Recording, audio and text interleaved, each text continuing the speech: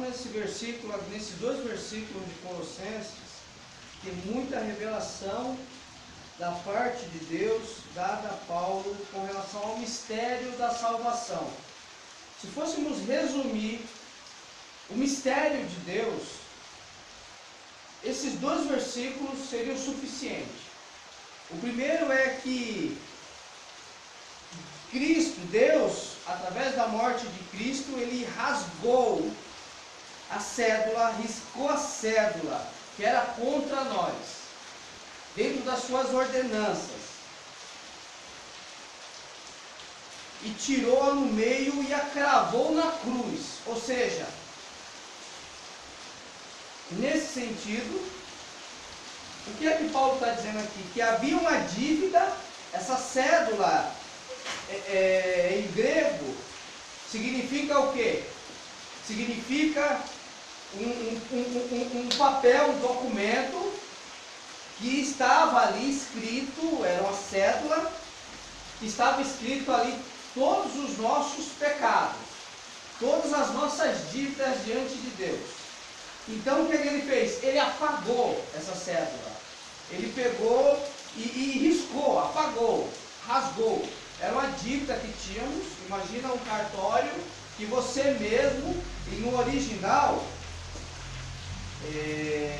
essa cédula que está aqui na nossa tradução, no original, era um papel que se escrevia na antiguidade e de uma dívida. Você assumia que tinha uma dívida com relação àquela pessoa. Só que essa dívida que nós tínhamos com Deus era uma dívida impagável. Então o que é que Cristo fez? Ele pegou e riscou essa cédula com a sua obra. Por quê? Porque nós não tínhamos como pagar. Então ele foi lá e pagou no nosso lugar. Ele riscou essa cédula que estava escrita, essa dívida. Cristo levou para a cruz a lei que acusava nós do pecado. Então essas ordenanças, contra as ordenanças. Então nós pecávamos contra Deus, tínhamos uma dívida imensa diante dele, dentro dessas ordenanças que ele nos deixou, nós não conseguíamos cumpri-las, né? Nós não temos como cumprir essas ordenanças. A lei é santa e justa. O problema não é a lei é santa e justa. O problema somos nós, que somos incapazes de cumprir a lei, essas ordenanças de Deus. Então ele vai lá e faz essa anulação dessa dívida. Ele anula essa dívida que tínhamos com Deus, através de sua morte. Essa cédula foi riscada, né? Dessas ordenanças que, quanto mais eram juros, imagina que nós temos uma dívida com o banco e cada dia que passa os juros aumenta. Mesma coisa com Deus. O ímpio, quanto mais ele vive, mais ele acumula a ira de Deus. É um banco de ira. É um banco de ira que ele vai só acumulando diante de Deus. Estávamos assim diante de Deus. Então Cristo, ele pega e rasga, ele risca, ele anula essa dívida que nós tínhamos com ele, né? E não só anula essa dívida e que nos acusava, né? Mas também crava ela na cruz. Ele crava lá na cruz. Na antiguidade, isso era um costume das dívidas antigas. Então, a pessoa ia lá, pagava a dívida, então aquela dívida era pego e cravado no local exposto para dizer que aquela dívida foi paga. Paulo pega esse ato que existia na sua época de quitação de dívida, de cravar ela ali na parede, no local, no mural, né, no cartório, no local onde tinha as dívidas, e demonstrar que aquela dívida foi paga, E Cristo faz a mesma coisa com a nossa dívida. Ele pega a cédula, anula, pega ela e crava na cruz. Está pago. Juridicamente está pago diante de Deus a nossa dívida. É isso que Paulo está falando, né? Então, essa dívida, ela tem também as suas legalidades, que são essas ordenanças que está falando, nas suas ordenanças. Então, tinha uma dívida, essa dívida foi riscada dessa legalidade, legítima, é uma dívida legítima, que nós não tínhamos como pagar. Então, o que é a lei de Deus? A lei de Deus, na verdade, é um decreto incapaz de ser cumprido. A lei de Deus são seus decretos santos que são incapazes de ser cumpridos pelo homem. Boa noite, irmão. Boa noite.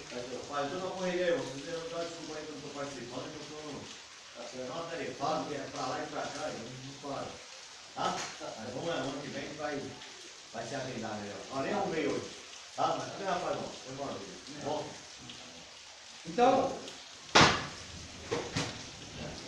não só, e essa obra da cruz, não só riscou a cédula, nós não conseguíamos cumprir as ordenanças, essa legalidade, ele cravou na cruz, né?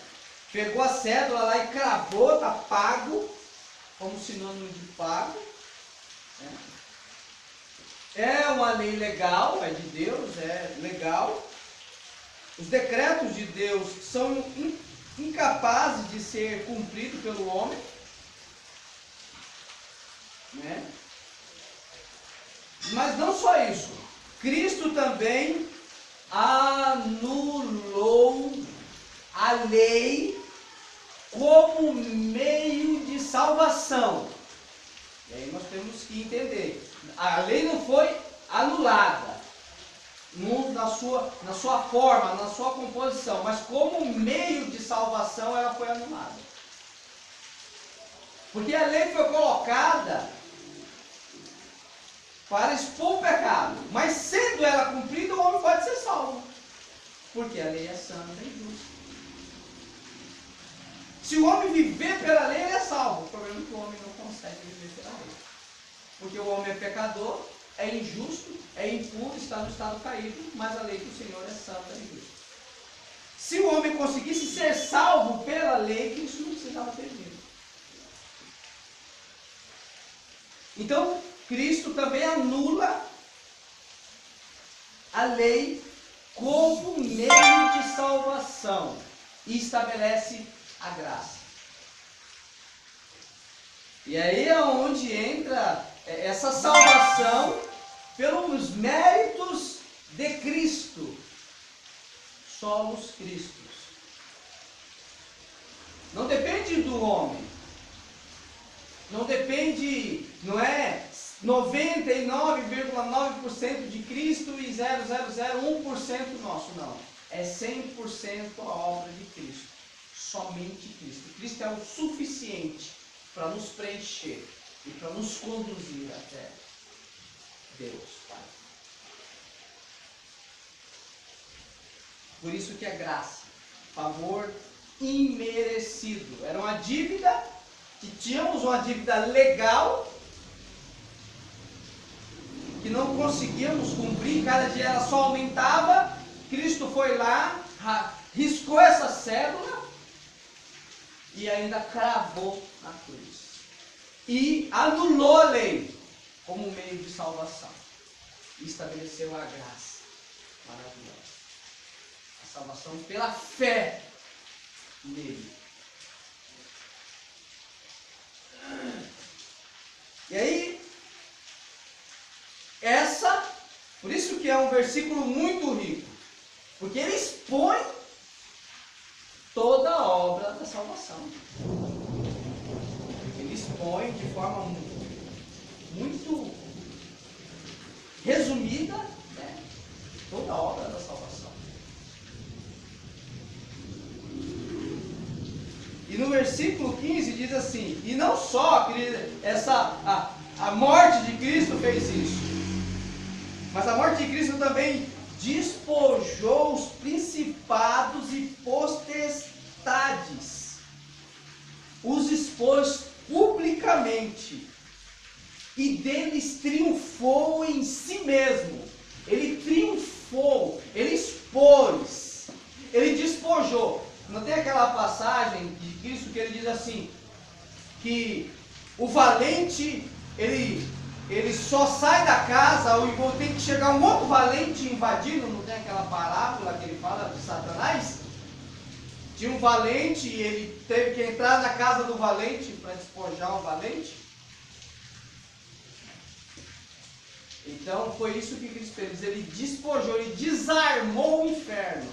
Ele, no grego, significa que ele desarmou, ele arrancou todas as armaduras. Ele desarmou, ele despojou, ele se expôs. Cristo expôs todo o inferno, todas as loucuras de Satanás e os seus anjos. Ele despojou eles, como guerra, espólio. E não só de todos os principados e potestades, expôs eles publicamente, para todos enxergarem Satanás e todos os seus enganos de mentira. Expôs publicamente todos eles.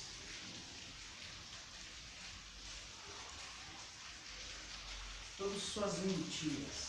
Expôs o que estava no coração dele. Tudo. E não só expôs, e deles triunfou em si mesmo. Saiu triunfante, vitorioso da batalha. Por isso que lá em Apocalipse ele fala que ele venceu. E que nós iremos vencer também.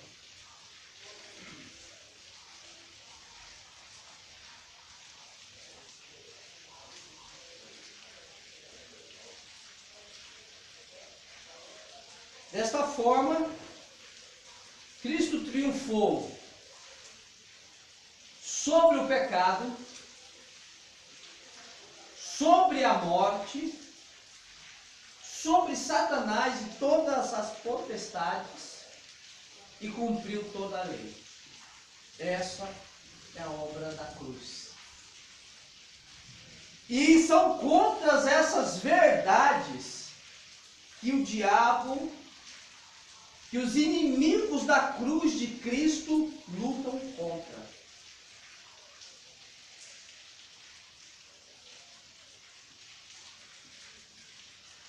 São contra essas verdades que acabamos de citar. Vamos em Romanos 5.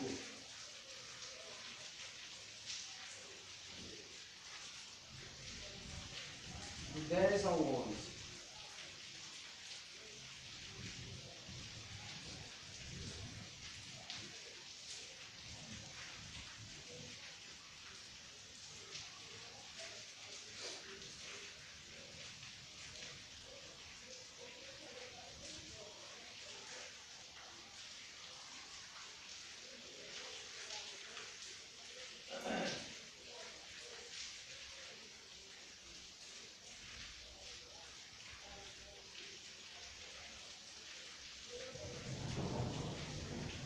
Porque se nós, sendo inimigos, fomos reconciliados com Deus pela morte de seu Filho, muito mais estando já conciliados, seremos salvos pela sua vida.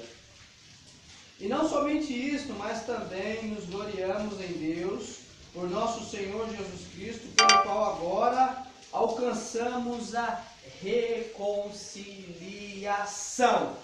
E aí, conforme ele pegou a cédula, riscou a cédula, conforme ele agora, nós não conseguimos cumprir a lei, mas agora ele pegou e das ordenanças que tínhamos, mas mesmo assim essa dívida, ele foi lá e pagou no nosso lugar e cravou na cruz, expôs todas as potestades. Com tudo isso agora, ele nos reconciliou com Deus pela sua morte. É o mistério da reconciliação. Agora nós somos amigos de Deus. Nós éramos inimigos por natureza. Mas agora nós somos amigos de Deus. Filho do seu amor. Filho do seu amor. Qual é o amor de Deus? O Filho. O próprio Filho. Ele deu o seu Filho. Filho do seu amor. Jesus Cristo. Ele nos transportou agora para a sua maravilhosa graça.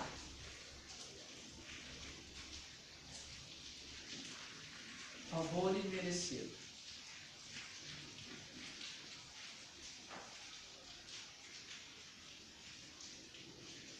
Romanos 3, 25 vai dizer assim. Por quê? Olha só.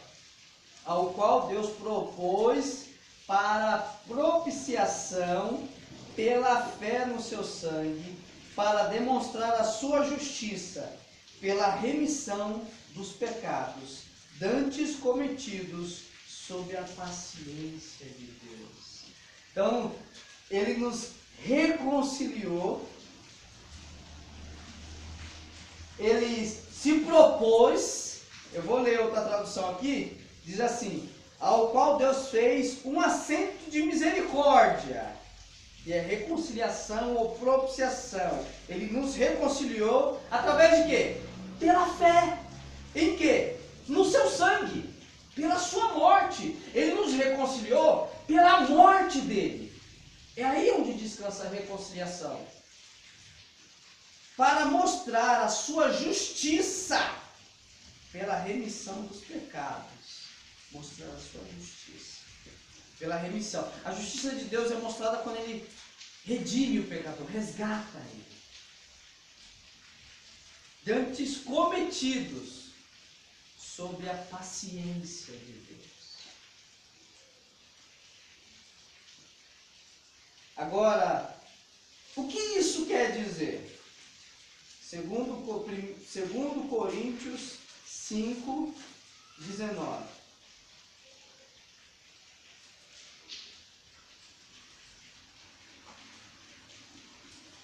Paulo está dizendo aqui em Romanos, nesse versículo do 5,19, é o complemento desses versículos que acabamos de ler. Diz assim, isto é, Deus estava em Cristo, reconciliando consigo o mundo, não lhes imputando os seus pecados, e pôs em nós a palavra da reconciliação. Deus estava reconciliando o mundo através de Cristo, consigo mesmo. Não lhe imputando os pecados, não lhe cobrando. Aquela dívida que lemos lá da cédula, que era contra nós, Deus não imputou aquilo, não nos cobrou aquilo.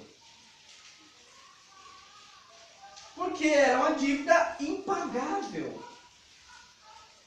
O único capaz de pagar aquela dívida é o próprio Filho de Deus.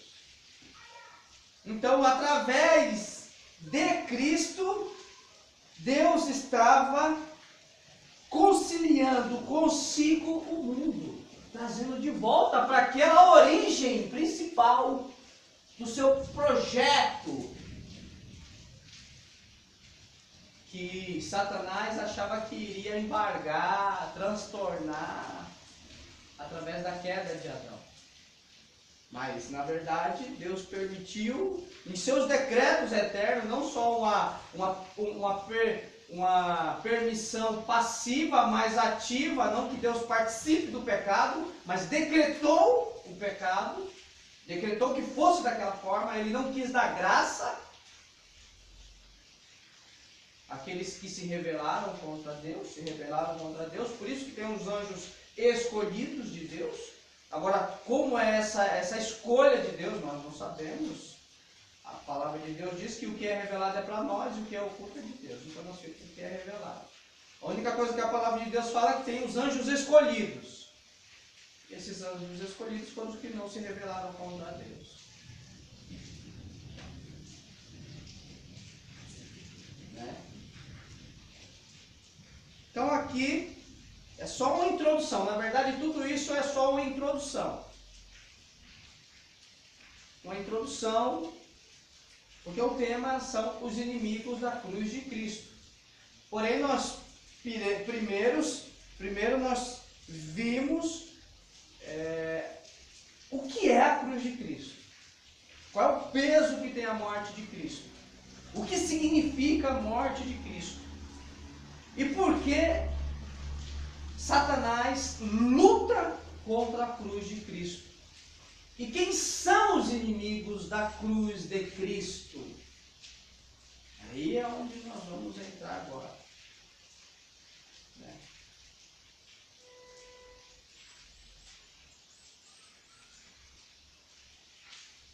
Romanos 10, de 1 a 3.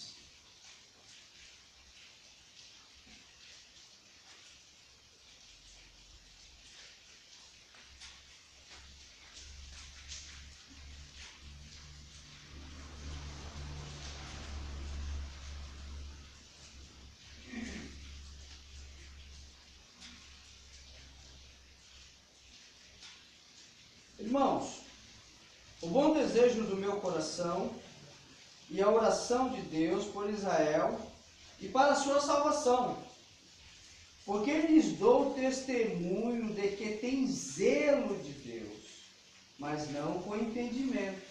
Versículo 3 agora. Porquanto não conhecendo a justiça de Deus e procurando estabelecer a sua própria justiça, não se sujeitaram à justiça de Deus. Os inimigos da cruz de Cristo, uma das características dos inimigos da cruz de Cristo, que eles não se submetem à justiça de Deus. E qual é a justiça de Deus? A justificação pela fé em Jesus Cristo. E como eles são inimigos da cruz de Cristo? Versículo 3 explica: porquanto não conhecendo a justiça de Deus e procurando estabelecer a sua própria justiça. O homem, quando ele acha que ele é justo, ele se torna inimigo da cruz de Cristo. Essa é uma primeira característica dos inimigos da cruz de Cristo. Eles procuram ser justos mediante os seus olhos. Eles acham que são justos. Eles procuram se justificar. Eles acham que são santos mediante as suas obras. São inimigos da cruz de Cristo. Porque eles não se submetem à justiça de Deus em Cristo. Eles não se enxergam como pecadores. Eles não se enxergam como pessoas que são inúteis, que são incapazes de agradar a Deus. Eles não se enxergam como pessoas que são incapazes de fazer o bem,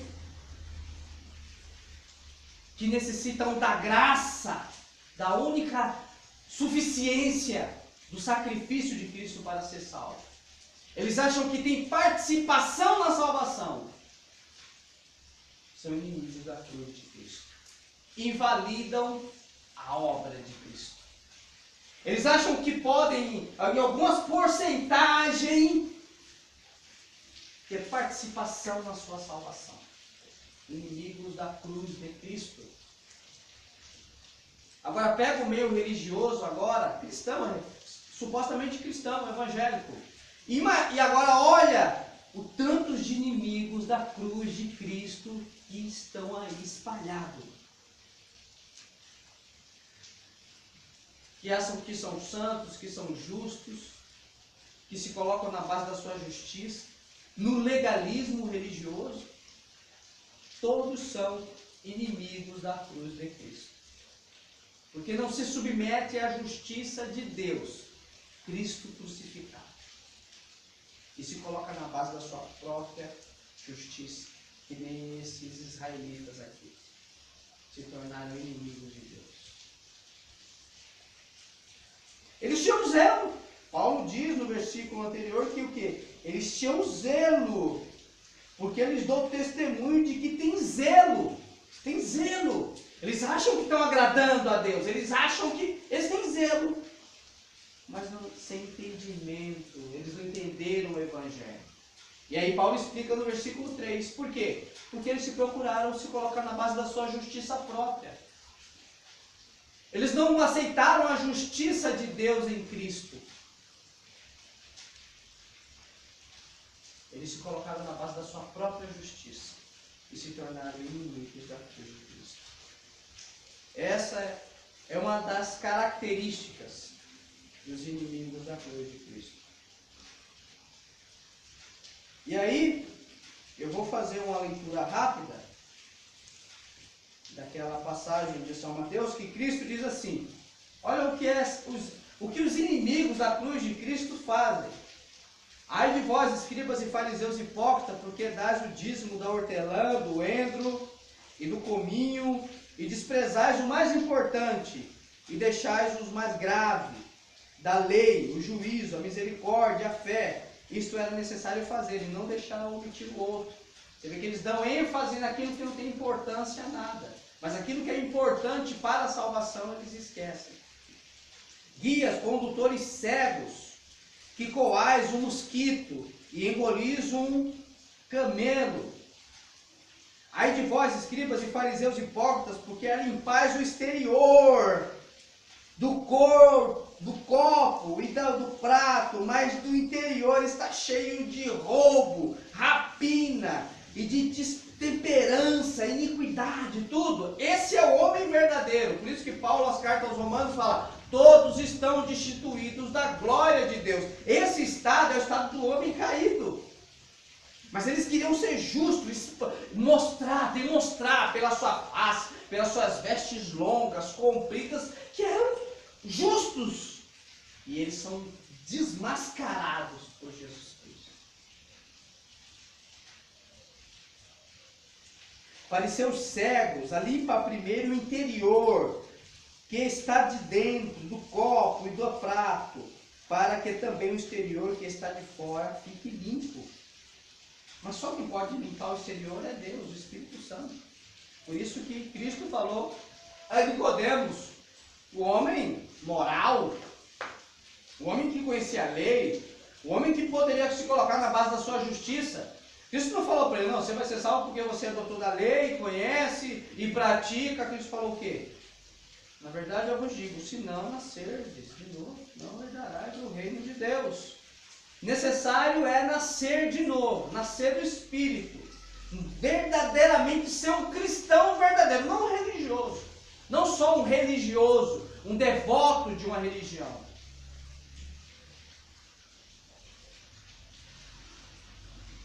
Ai de vós, escribas e fariseus hipócritas, porque sois semelhantes aos sepulcros caiados, de que fora se mostram formosos, mas dentro estão cheios de ossos, de mortos e de toda imundícia. Assim também vós de fora vos mostrais justos aos homens. Olha só, justos aos homens, porém de dentro estáis cheios de hipocrisia e de iniquidade. Essa é o verdadeiro estado do homem, hipócrita e cheio de iniquidade.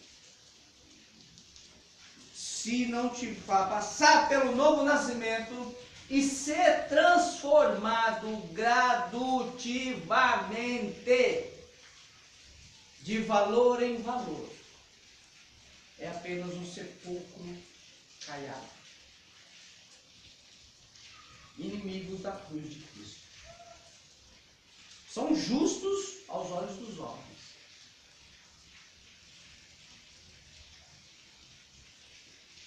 Ai de vós, escribas e fariseus hipócritas, porque edificais o sepulcro dos profetas e adornais os monumentos dos justos, e dizeis: se fôramos nos dias de nossos pais, nunca haveríamos sido companheiros com eles no sangue dos profetas. Assim que de vós mesmos dais testemunhos que sois filhos dos que mataram os profetas. Enchei vós também à medida dos vossos pais. Serpente, raça de víbora, como escapareis da condenação do inferno? Portanto, eis que eu vos envio profetas, sábios e escribas, e um deles matareis e crucificareis, e a outros deles açoitareis nas vossas sinagogas e os perseguireis, de cidade em cidade. Esses aqui se diziam ser amigos de Deus, inimigos de Deus. Para que venha sobre vós todo o sangue do justo que foi derramado sobre a terra, desde o sangue de Abel, o justo, até o sangue de Zacarias, filho de Baraquias, o qual mataste entre o santuário e o altar. Em verdade vos digo que tudo isto virá sobre esta geração. E aí o Senhor Jesus continua. O Senhor vai continuar. Então esses aqui são os inimigos da cruz de Cristo. São justos segundo os seus olhos. Não se coloca na base da justiça de Cristo, como vimos. Daquilo que Cristo fez por nós. Né? São sepulcros caiados, são hipócritas, estão dentro do meio religioso, dizem que são amigos de Deus, que conhecem a Deus, que são filhos de Deus, mas são inimigos da cruz de Cristo.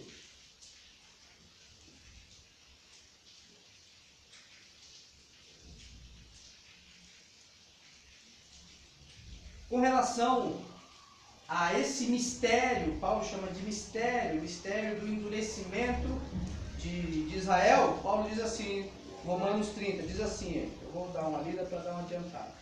Porque assim como vós também, Romanos 11, versículo 30 ao 32. Porque assim como vós também antigamente fostes desobedientes, o irmão está aí, né? Romanos 11, versículo 30 e 32. Vamos lá.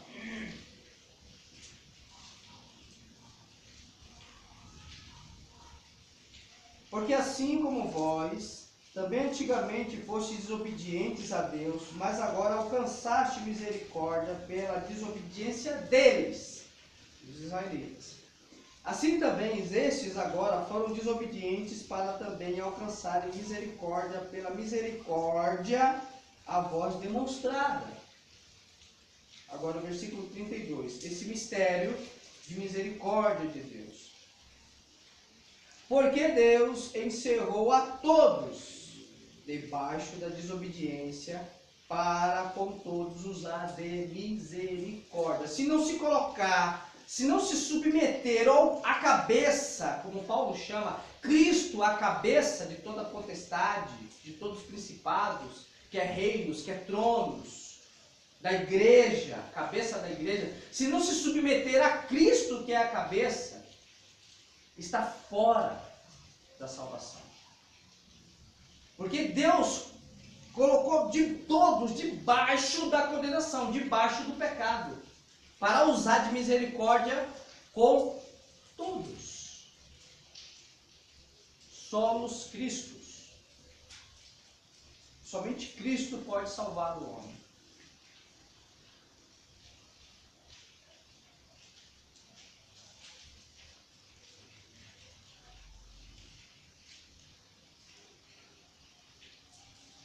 E aí, anteriormente, Paulo vai explicar isso em Romanos 3, 23. Por quê? Por que, Paulo? Vamos ver o que Paulo vai dizer em Romanos 3, 23. Por quê? Deus colocou todos debaixo do pecado, para usar de misericórdia com todos. 23. Porque todos pecaram e destituídos estão da glória de Deus. Todos pecaram e destituídos estão da glória de Deus. Só que no 24 é a única, no versículo 24, a única forma do homem ser salvo é no versículo agora que nós vamos ler, que é o 24. O que é que Paulo vai dizer no 24? Sendo justificados gratuitamente pela sua graça, pela redenção que há em Cristo Jesus. Justificados gratuitamente. O que é que eu faço para ser salvo? Você precisa ser justo. santo, nunca ter pecado na sua vida, nascido sem pecado e morrer e viver sem pecado, para você herdar o céu. É impossível? É impossível. Quem conseguiu? Cristo. Então só através do mérito dele. Gratuitamente. Nós não merecíamos, como acabamos de ler nos versículos anteriores. A cédula estava lá contra nós, aquela cédula, aquela dívida que só cresce, só crescia, só crescia, só crescia. O Senhor foi lá e riscou a cédula, pegou lá, nós tínhamos assinado, está lá, eu confesso, tudo isso eu devo. Então aquela cédula que era contra nós, juridicialmente, Cristo foi lá, juridicamente pagou por nós. E cravou ela na cruz. Está lá, está pago na cruz, cravou, como forma de pagamento, como era feito no passado, das dívidas do passado. Então nós somos justificados, todos pecaram, destituídos estão da glória de Deus. E agora nós somos o quê? Justificados gratuitamente pela sua graça. Graça significa esse favor que recebemos de Deus, sendo inimigos de Deus por natureza, e Deus, pelo seu beneplácito, a sua boa vontade, quis nos salvar. Pela redenção, resgate que há em Cristo Jesus. Só o resgate não é através de religiões, instituições, grupos, seitas, é através da morte de Cristo. O resgate só é através de Cristo. E tudo que for contra essa doutrina da graça, e essa salvação do mérito de Cristo, através dos méritos de Cristo, sem participação nossa, nós podemos classificar também esses como inimigos da cruz de Cristo.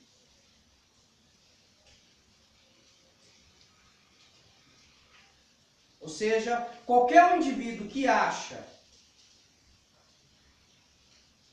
alguma outra coisa, objeto, instituição, como as seitas religiosas ensina que é Cristo mais a instituição que você faz parte para ser salvo. É Cristo, mas também é a instituição. Heresia de perdição. É Cristo, mas as minhas obras. Heresia de perdição. É Cristo, mas qualquer outra coisa é heresia de perdição. É somente Cristo.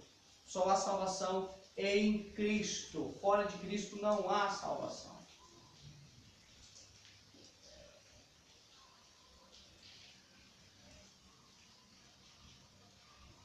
O legalismo religioso e suas consequências. Quais são as consequências do legalismo religioso? Todo legalismo, primeiro, todo legalismo religioso é uma forma de negação do sacrifício de Cristo e um anátema da fé.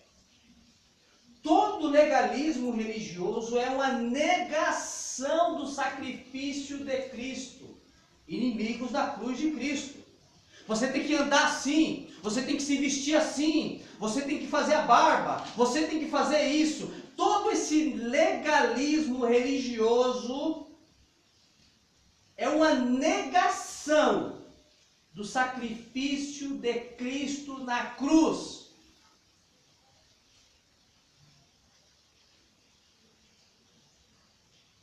Esses são inimigos da cruz de Cristo. Agora o irmão pega as instituições religiosas, cristãs, evangélicas, legalistas. Imagina o tanto de pessoas que são inimigos da cruz de Cristo e acham que são filhos de Deus.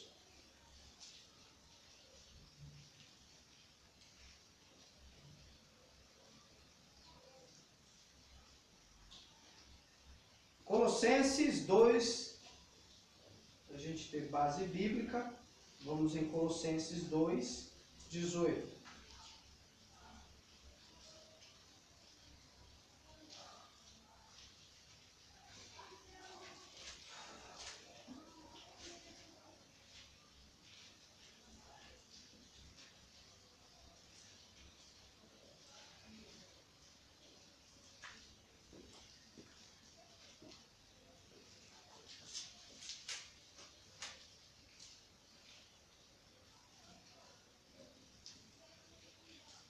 Ninguém vos domine, achou, irmão?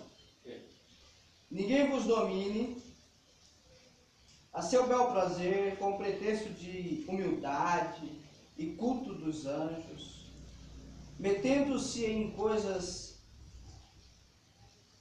deixa eu pegar aqui, em coisas vil, estando debalde inchados na sua carnal compreensão. E não ligado à cabeça, do qual todo o corpo provido, organizado pelas justiças e ligaduras, vai crescendo em aumento de Deus. Se, pois, estáis mortos com Cristo contra os rudimentos do mundo, porque vos carregam ainda ordenanças, como se viveis no mundo, tais como não toqueis, não proveis, não manuseis, a quais coisas todas perecem pelo uso segundo os preceitos e doutrinas dos homens, as quais têm na verdade alguma aparência de sabedoria, em devoção voluntária, humildade, em disciplina do corpo, mas não são de valor algum, senão para a satisfação da carne. É só para isso que serve. Paulo está falando aqui com relação aos gnósticos, todas aquelas parafernálias de ensino dos gnósticos da época. Mas isso se aplica a todos os quesitos e todas as questões voltadas a querer fazer um anátema do sacrifício de Cristo. A querer se colocar como algo que serve para alguma coisa. Não toqueis, não manusieis, não vista bermuda, não faça barba, faça isso, coloca um monte de coisa como servisse para alguma coisa, não serve para nada. Só serve para a satisfação da carne. Essas pessoas se tornaram escravos de novo. Na verdade, eles são escravos e continuam sendo escravos. Escravos do pecado e agora escravos de falsos líderes, falsos mestres, escravos da religião. Duas vezes filhos do diabo, enganados por Satanás.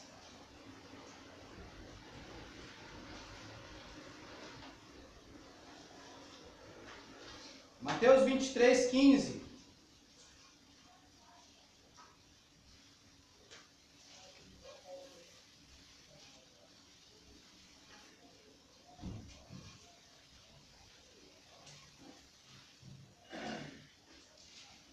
Mateus 23, 15. Ai de vós, escribas e fariseus hipócritas, pois que percorreis o mar e a terra para fazer um prosélito, significa convertido, e depois de o ter feito, fazeis filho do inferno 2 vezes mais do que vós. É isso que eles fazem. Ensinam todo, aqui esses fariseus iam lá, ensinavam a lei, faziam o prosélito, o convertido, a lei e tudo aquilo, guardar, circuncidar e fazer tudo aquilo, 2 vezes filhos do inferno. É isso que esses falsos mestres estão fazendo. Prosélitos, 2 vezes filhos do inferno. Porque guardam ordenanças de homens, guardam ensinos de homens. São legalistas, se colocaram na base da sua justiça. Não é só o sacrifício de Cristo. É Cristo e mais alguma coisa que eu possa fazer. Inimigos da cruz de Cristo. Os inimigos da cruz de Cristo também são egoístas. Porque muitos há dos quais muitas vezes vos disse, e agora também digo, chorando, que são inimigos da cruz de Cristo. Está escrito em Filipenses 3, 18 e 19. Paulo falou aos Filipenses. Então, uma das características também dos inimigos da cruz de Cristo é que eles são egoístas. São egocêntricos, eles pensam neles. Como eles se colocam na base da sua justiça, eles pensam neles, nas suas próprias justiças e pensam em si mesmo. E aí nós podemos falar dessa teologia da prosperidade, que está aí fazendo uma desgraça no mundo cristão, evangélico. Deus vai te dar isso, Deus vai te dar aquilo, Deus vai te abençoar, venha para cá, você vai ser curado, você vai ser liberto. Tudo isso daí, todos esses indivíduos são todos inimigos da cruz de Cristo.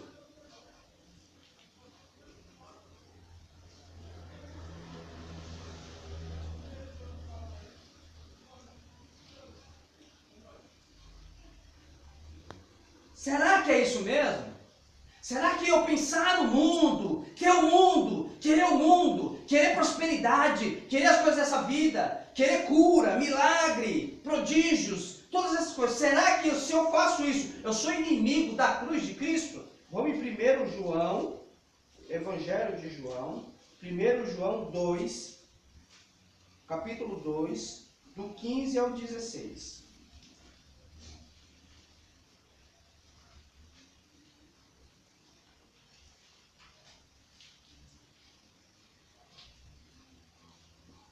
Do 15 ao 16.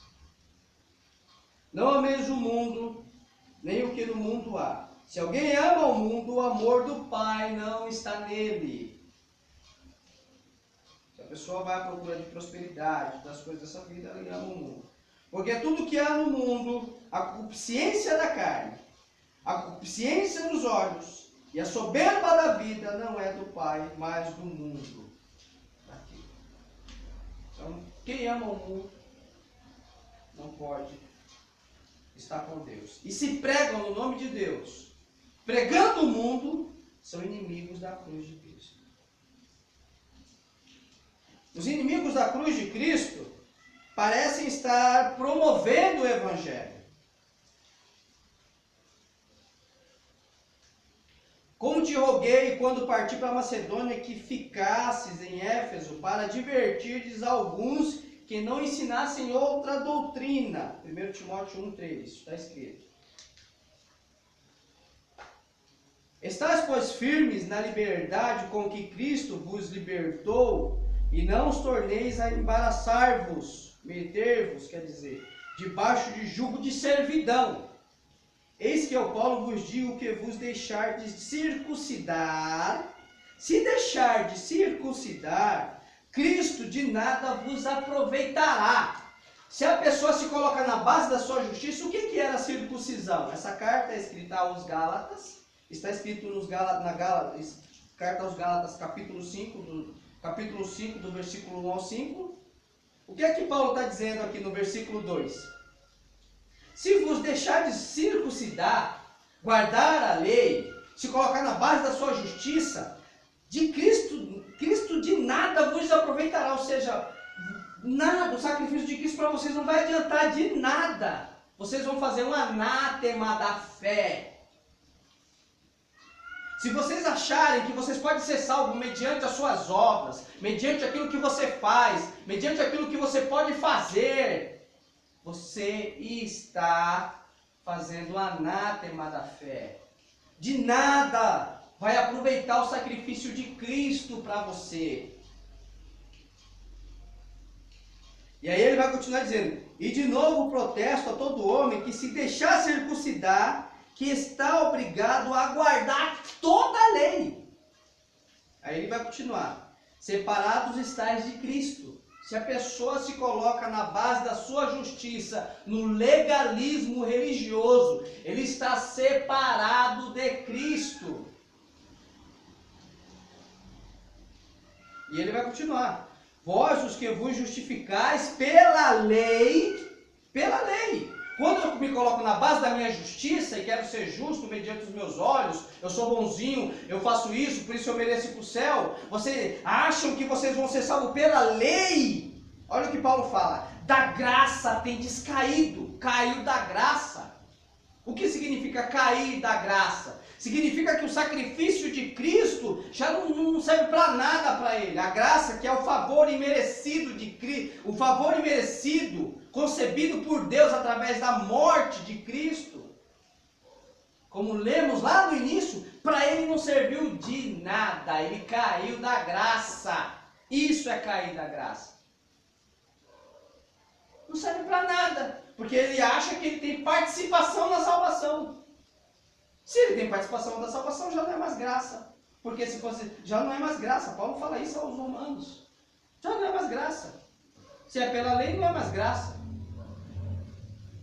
O objetivo da lei é expor o pecado, porque demonstra que somos incapazes de cumpri-la. É isso que a lei serve, para demonstrar a nossa incapacidade de cumprir a lei e para demonstrar o quanto somos pecadores diante de Deus.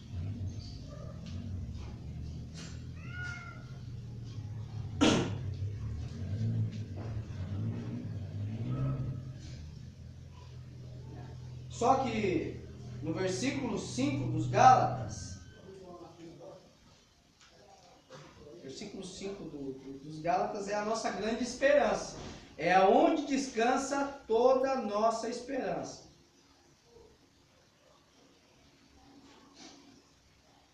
E aí eu vou concluir aqui nesse último versículo. Gálatas 5, versículo 5.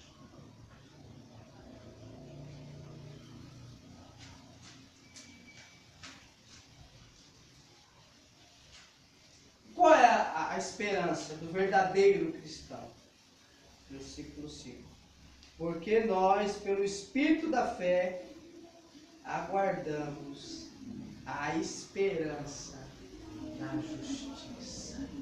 Nós aguardamos a esperança. Qual é a justiça? De que forma nós aguardamos a justiça? Pelo Espírito da fé. Nós temos fé. Em que justiça? De Cristo. Nós aguardamos a justiça. Esses somos nós.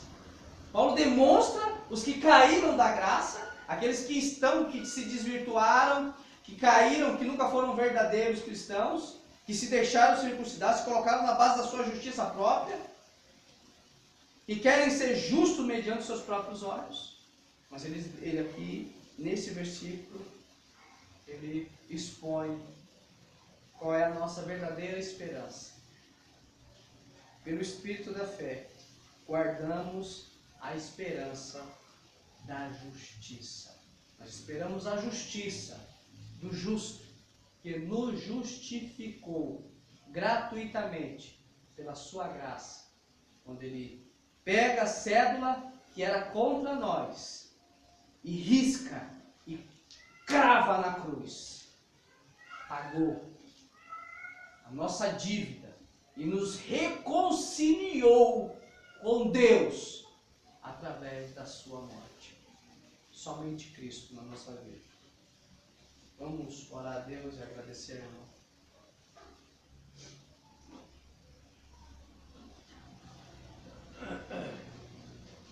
Senhor nosso Deus, bom Pai que habita no céu, graças te damos por essa palavra, por esse culto, Senhor, pelos louvores que tu nos deu a graça de louvar o teu nome, Deus. Pela tua graça, Senhor, estamos aqui diante da tua presença.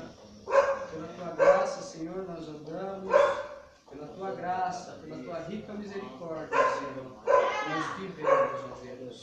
Não permita que venhamos nos apartar da tua graça, mas que venhamos crescer em graça, Senhor, e se esforçar na graça para crescer espiritualmente, ó Deus, para melhor entender os teus mistérios e andar diante de ti, Senhor, na tua justiça, que é Cristo Jesus, ó Pai.